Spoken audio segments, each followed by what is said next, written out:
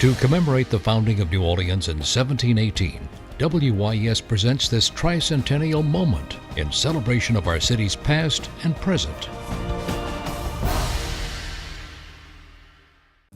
The street for shopping in the 1950s was Canal Street, historically New Orleans' main thoroughfare.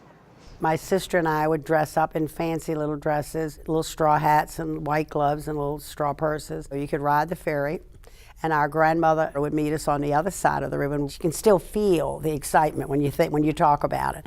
And again, we'd go to D.H. Holmes for lunch, of course, and then we'd shop.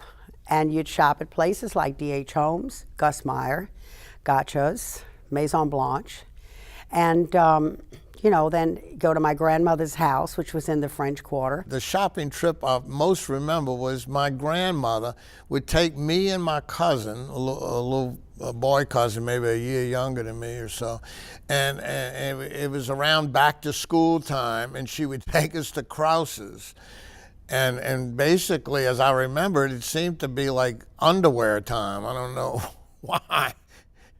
I wasn't particularly well dressed, at least on the surface, but I had lots of underwear.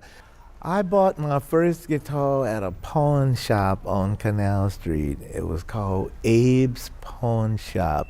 My oldest sister took me down there, and I went down to Werlines and bought myself a lot of method books and taught myself how to read and how to play all those chords that I heard on the recordings. I had aunts that worked at Gotcha's and Goring.